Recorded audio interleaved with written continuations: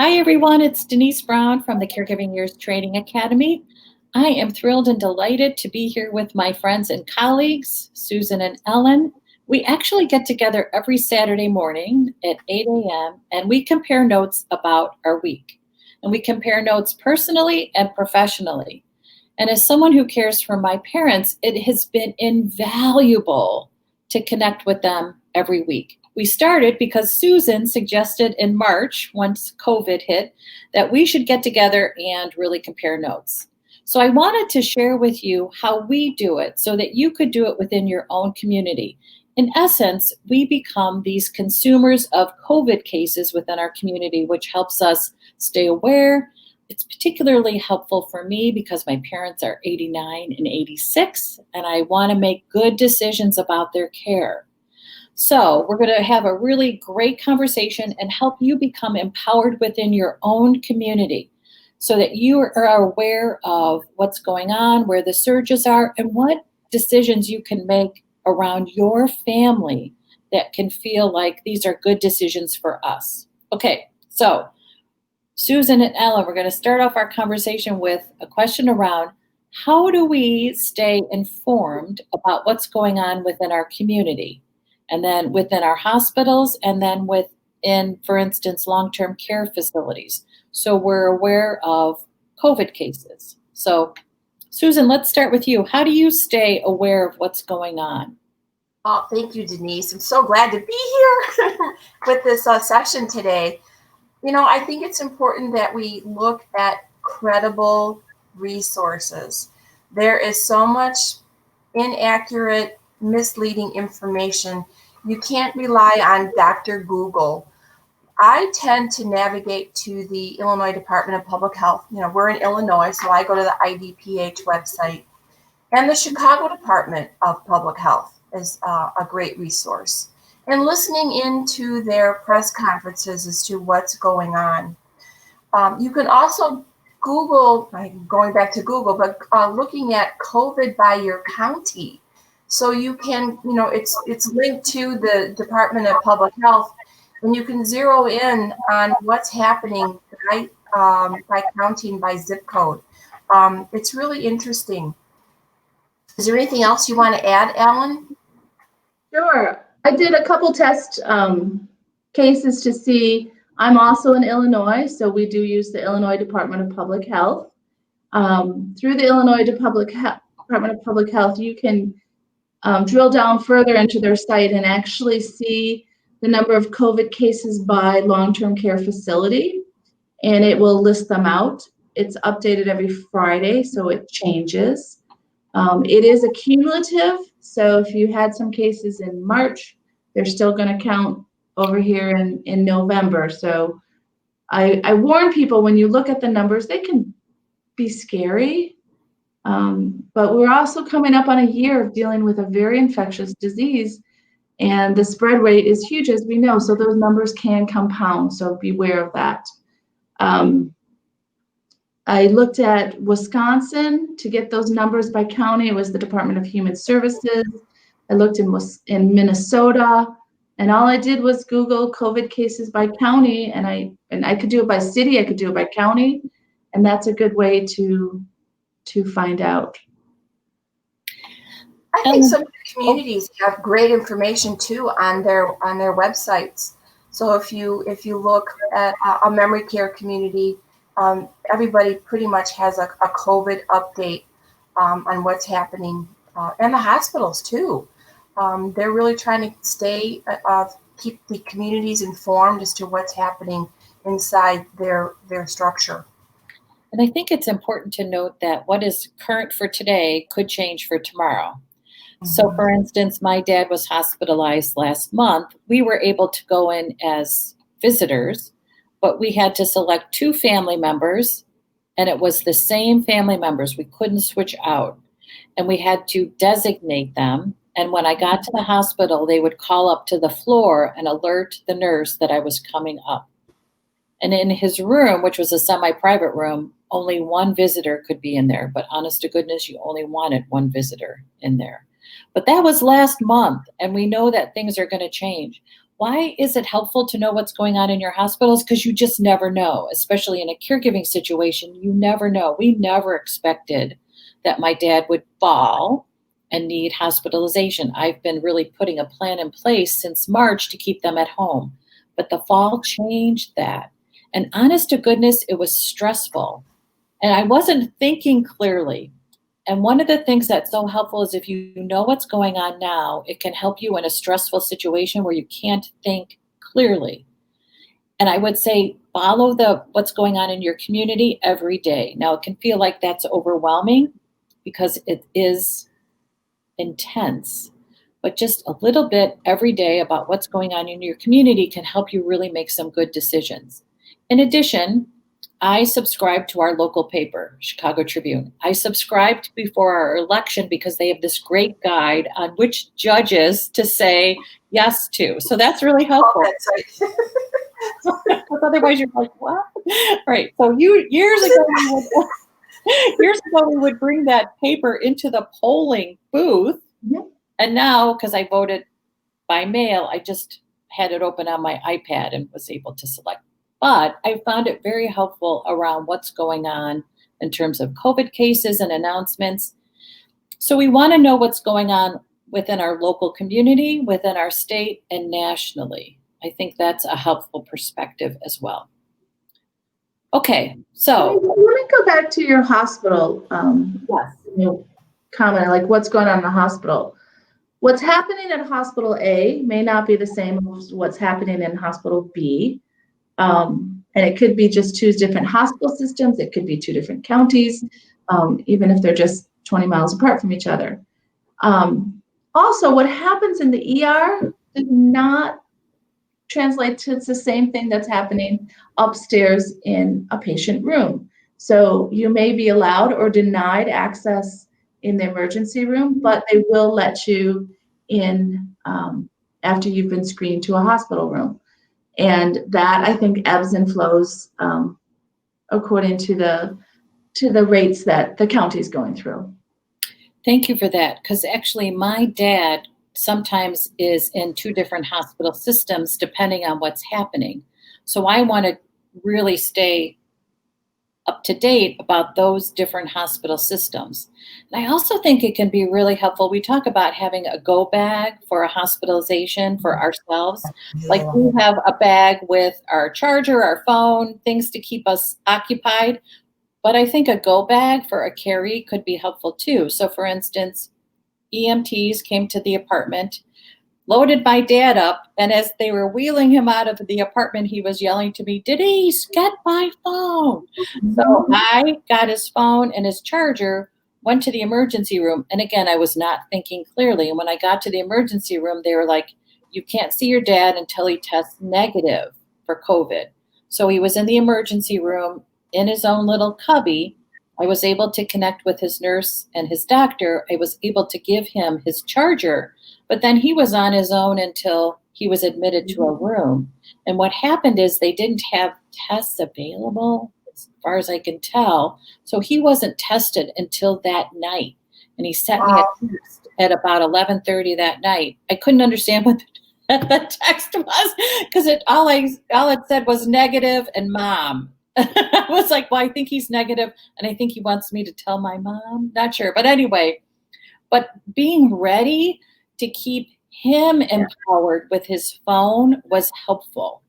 Now, they also did lose between the emergency room and his admission into his room a hearing aid and a phone charger. So I guess, yeah. So the other thing to think about is what's the paperwork he could go with so that they keep track of things for him. And because he is 89 and a completely empowered patient, it's also helpful to think about what's the envelope of paperwork we can send with our caree if they are in the emergency room by themselves. So diagnosis, history, and then some suggestions about how to manage what they need. Power of attorney documents are really important. Yes. If you have a DNR or a pulse document. You talk about the lost charger. Put some tape on it and a marker and write his name on it and a phone number, because things do show up. And also, if on the cell phone or an iPad, put a tracker like a Find My Phone or the Life 360 app. So if that cell phone starts traveling away from his room, you can ping where it is, kind of. That's an awesome idea. That's an awesome idea. And in that go-to bag, have a change of clothes, a bottle of water or two, some snacks, a book, things that, will help pass the time, especially if they're stuck in the ER because there's no bed availability. I mean, he might be in the ER for 2 or 3 days as an observation patient, or a week because they're not ready to go home. They can't go to a sniff. They don't need admission criteria, but they're still too sick to go home. So they're in that gray area, and they could be in a holding pattern 4 days. That's a great idea. Go ahead, Ellen. Very important things in that to-go bag, that to-go packet, is the list of current medications, not all their medications, what they're actually taking right now. And very, very important, what have they taken that day? So they're looking at blood thinners, they're looking at aspirin, they're looking at all types of things, and they want to know, did you take it today or not? Well, I took my morning pills, but I haven't taken my afternoon pills. So oftentimes the carry is going to get separated. Like, I wasn't allowed in the ER, and I'm relying on my mother to give what we call a health history. And it wasn't always spot on. It was pretty darn close. And I couldn't call in. I couldn't get in. I couldn't do anything. And so I was losing information. So having it written down, even if you scribble it in there and stick it in there. She took her morning pills. Great. Okay. That's really helpful. You can even take pictures of their pill bottles. So you've got an image on your phone. So if you have to send it to anybody, they got the medication, they've got the dose, the frequency, and the physician if they need to make any phone calls. And the route. Mm-hmm. Yeah. So now you know why I meet with Ellen and Susan every Saturday morning via Zoom, and why I wanted you to meet with them. It's so helpful to be empowered. I'll tell you what, I feel like I am empowered, but I always feel like, oh my gosh, not enough. And that hospitalization with my dad really shifted how I look at what we're doing and how we're doing it. As long as we're on helpful hints, I have another one. Yes. Send yourself an email that says Power of Attorney's mom, Power of Attorney's dad. Have those 3 documents, your Power of Attorney for healthcare, your Power of Attorney for finance, your living will, your DNRs, your posts, which is a physician's order for life-sustaining treatments in Illinois. Have those all in there, because you could be going to the grocery store when you get a call that says, mom fell, meet me at the ER. And you don't have time to go home and get all those things. I used to have them in my glove compartment. Now I can keep them on my phone. So when I walk into the ER and they don't want to let me in, they don't tell me I'm sorry, I can't give you any information. I say, hold on. And I go through my phone and I pull it up and I say, there it is. There's the document you need to let me in. Yeah. Good. Tips. Okay, so I want to ask a question about transition from hospital to skilled nursing facility. So my dad's discharge was pretty simple. I knew which home health agency we were going to use because it was already a home health agency that was providing services for my mom. And I knew we needed a walker. So those were the 2 things that I told the discharge planner, this is what we're going to do. He had said to me, your dad needs rehab. The doctor had said to me, I really would recommend that your dad go to this, almost like a step-down unit, which was in the facility for rehab. My dad was like, absolutely not. I knew he would say no. But what was interesting to me is that no one had a conversation with me about COVID when there's a transfer from the hospital to a skilled nursing facility. I found that fascinating. And my dad's roommate had a family member and a conversation with the discharge planner while I was with my dad. And they said, we're ready to just admit him to another nursing home that's down the street. We found a bed there, but there was no conversation about COVID. So, what's the protocol when there's a transfer from a hospital to a skilled nursing facility during this pandemic? Oh, that's a loaded question. Going from A to B and B to C is not always the smoothest transition. A hospital might have everything ready to send your dad to the next level of care, but B might not be ready. You know, I don't know where the discharge planners are sometimes. They are an incredible resource to help people navigate through the system. But most families don't even get to talk to their discharge planner. Maybe they walk in and like, oh, you're going to go home today. Here's your discharge instructions, or here's your discharge packet, and boom. Sometimes families don't realize that they have choices. They don't ask enough questions because of the whole post-acute network, and that's very confusing in itself. The hospital is going to send you to who's in their post-acute network. It's all payment driven. There's not a whole lot of discussion about looking at the high quality, low cost providers that maybe aren't in that post-acute network. So it's really important to, day of admission, or even in the ER, have a conversation with what is my discharge plan and who's my discharge planner. Find out who that person is and get a copy of those discharge instructions. Sometimes when someone's leaving the hospital, everything gets packed in a bag and all that folder gets shipped off and the family doesn't get it and they don't even know what is in the instructions. Asking questions. You, Denise, are an advocate for your parents. We've been applauding you for years, how you are that advocate for not only your family, but for everybody that you touch. You have that special gift to ask that questions. What are my options? What are the alternatives? What else can I do so that you are making the best informed decision for that person that you're trying to help navigate? And we're three professionals, and it's challenging for us sometimes. And I can't even imagine, I tell people, have you ever tried to call your cell phone company? Push this button, push that button, push, like 20 minutes later, you finally maybe get to who you want to talk to. Healthcare is just as difficult and confusing. Yes. I'm going to talk about the hospital discharges for a moment. Couple comments. So I think right now, as the hospital systems are taxed up to their maximum occupancy, it becomes very machine-like right now. It is fast moving, move them in, move them out. And that patient choice, Susan, that you talked about gets really squished down and you got to fight for it. So it's just, we have to serve so many people. We don't have enough time and space to do it. So everything gets condensed. So how do you do that transition? I think it's going to divide into two cases. COVID positive and COVID not positive.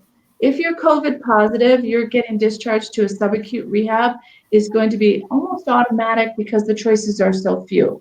There are not a lot of short-term rehabs that are accepting COVID positive people. So you may end up on the other side of town, way other side of town in Chicago, because that's the only bed available.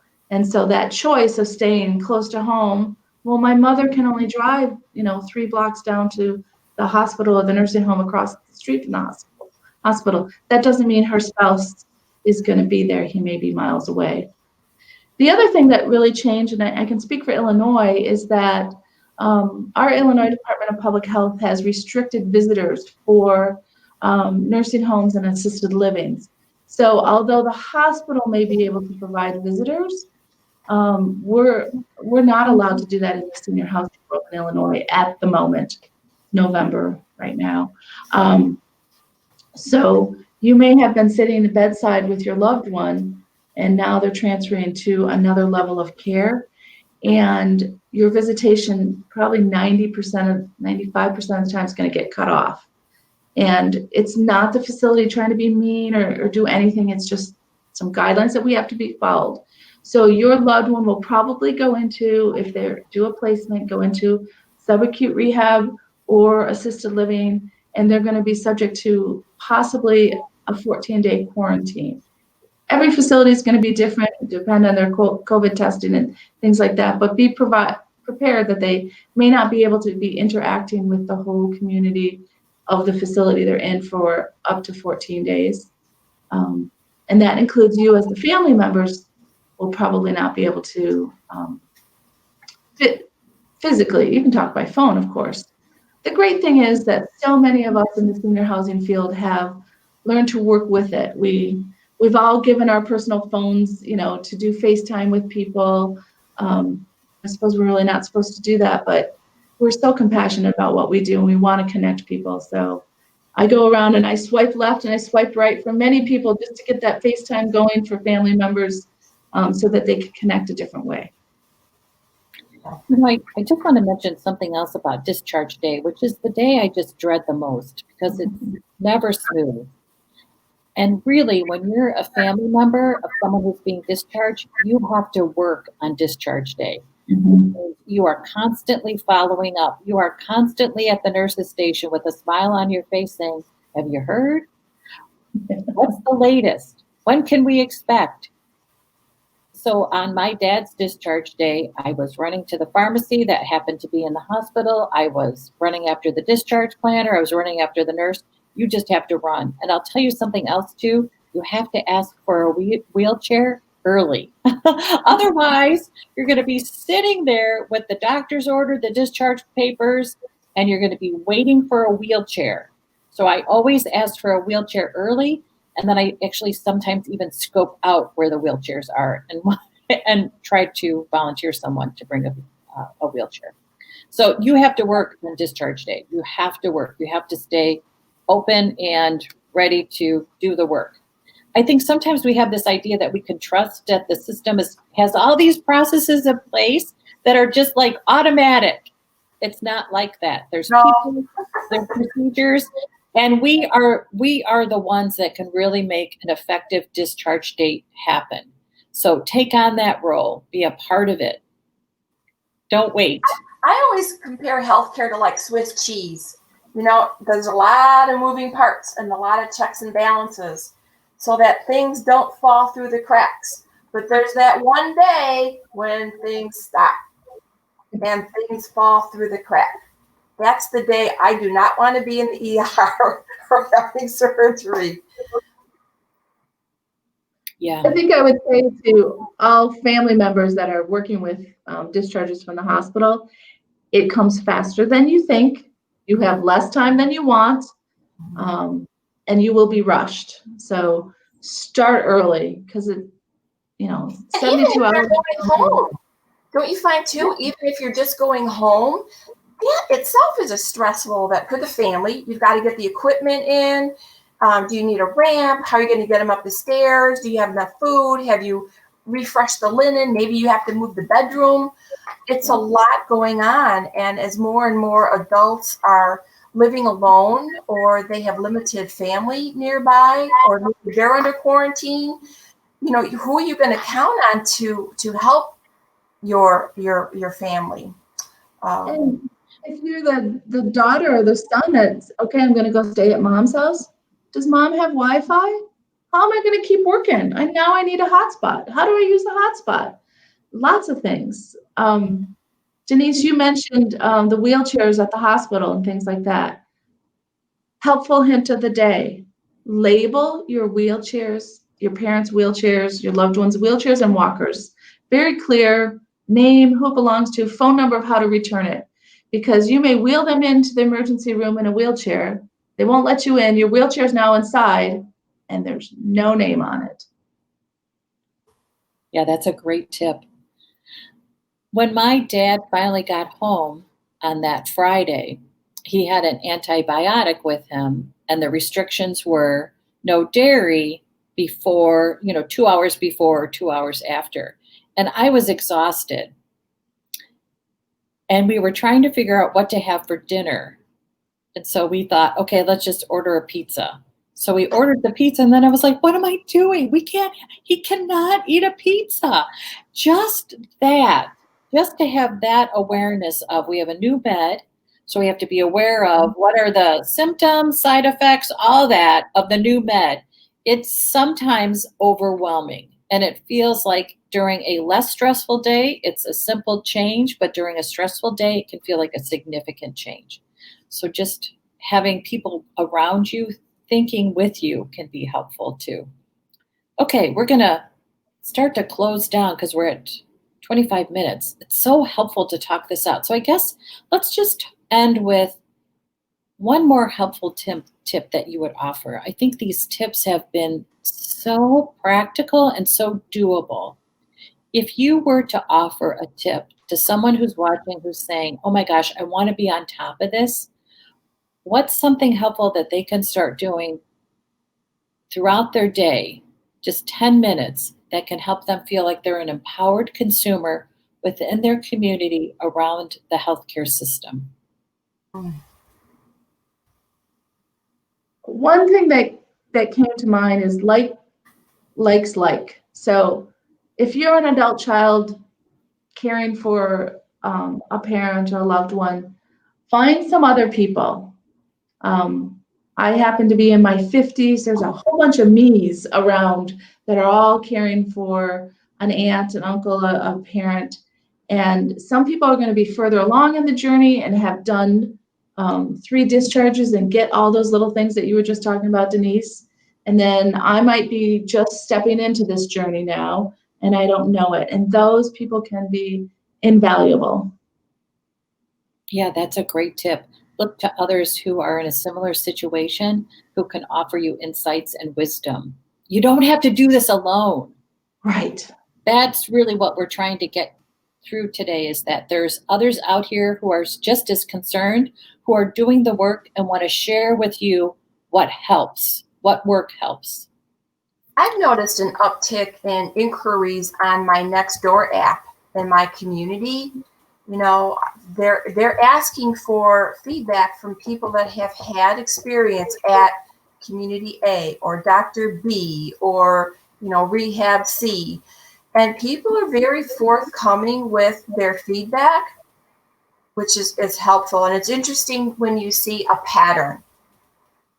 Look at the patterns. And, people are very helpful. And so private message me, we'll talk more offline.